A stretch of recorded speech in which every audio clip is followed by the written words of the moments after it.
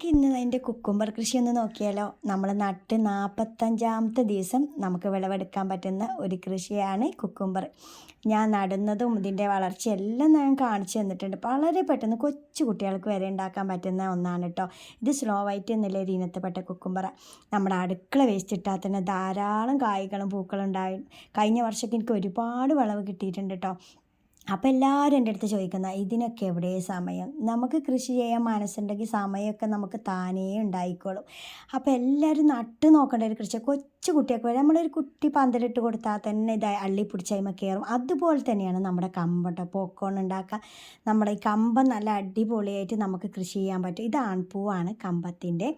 അപ്പോൾ ദേ കണ്ടോ, പെൺപൂവിനെ ഞാൻ കാണിച്ചു തരാം. ഇതുപോലെ തന്നെയാണ് ഒരു കണ്ടോ, ഇവിടെ ഒരു വീർത്ത് നിൽക്കുന്ന ഭാഗത്ത് പെൺപൂ വരാനില്ല, ഒരുക്കാണ് വന്നിട്ടില്ല. അപ്പോൾ ആൺപൂ വന്നതിൻ്റെ പിറകെ തന്നെ പെൺപൂവും വരും കേട്ടോ. അപ്പോൾ ഇവിടെ എങ്ങനെയാണ് പെൺപൂവ് വരിക. പെൺപൂവിന് ഇങ്ങനെ നമ്മുടെ മുടി നാര് പോലെ ഒരു നാരായിരിക്കും.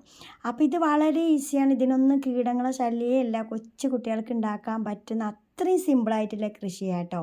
അപ്പോൾ